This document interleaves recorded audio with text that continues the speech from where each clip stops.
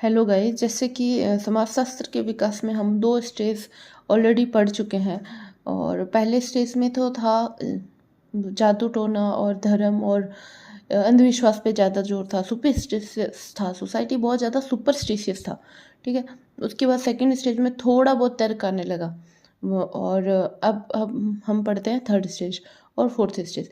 Third stage में क्या हुआ, पूरी तरह से साइंटिफिक विधियों का प्रयोग होने लगा समाज को पढ़ने के लिए।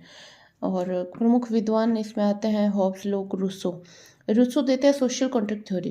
उसमें ये बताते हैं कि स्टेट और गवर्नमेंट को लोगों की जनरल विल को फॉलो करना चाहिए।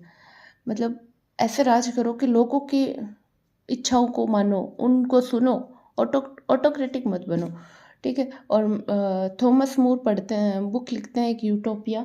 यूटोपिया में उन्होंने दिन प्रतिदिन की सामाजिक समस्याओं को समझाने का प्रयत्न किया है। ठीक है। मॉन्टेस्क्यू पढ़ते हैं, लिखते हैं एक book the spirit of laws. The spirit of laws में वो बताते हैं कि सोसाइटी को रूल कैसे करना है। सिर्फ अथॉरिटी से आप सोसाइटी को रूल नहीं कर सकते। यदि आप अच्छी सोसाइटी बनानी है, अच्छा मतलब राज करना है, तो एग्जीक्यूटिव भी होना पड़ेगा, लेजिस्लेटिव रूल्स फॉलो करने पड़ेंगे, जुडिशरी पर्सपेक्टिव से भी सोसाइटी चलेगी। मतलब कानून वगैरह सबको मानना पड़ेगा, सिर्फ आप ऑटोक्रेटिक होके सोसाइटी को रूल नहीं करना चाहिए, ऐसा मोंटेस्क्यू कहते हैं अपनी book the spirit of laws में।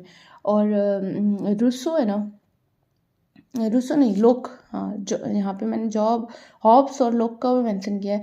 तो लोक है ना, ये 3 राइट्स देते हैं, मतलब अधिकार देते हैं कि राइट टू लिव। हर सोसाइटी में हर इंडिविजुअल को राइट टू लिव है, मतलब जीने का अधिकार है, प्रॉपर्टी रखने का अधिकार है, और पर्सनल फ्रीडम का अधिकार है, राइट टू पर्सनल फ्रीडम। ये 3 राइट्स की बात करते हैं, right to live, right to property and right to personal freedom. ये मेरे को जगह नहीं यहाँ पे, इसलिए लिख नहीं रही हूँ, ऐसे ही बोल रही हूँ। ठीक है। और एक विद्वान हुए विको, उन्होंने द न्यू साइंस में सामाजिक शक्तियों का उद्देश्यपूर्ण अध्ययन किया, वो बताया। और माल्थस था जनसंख्या सिद्धांत और जनाधिक्य सिद्धांत की बात करते हैं। अभी नेक्स्ट पढ़ेंगे फोर्थ स्टेज।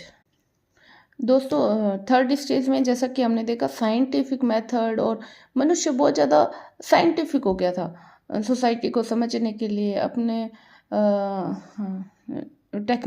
टेक्निकल माइंड का यूज़ करने लग गया था, है ना, बहुत ज़्यादा सुपरस्टिशियस नहीं था।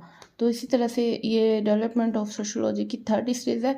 अब नेक्स्ट वीडियो में हम डेवलपमेंट ऑफ सोशोलॉजी की फोर्थ स्टेज की बात करेंगे। Thank you guys, bye.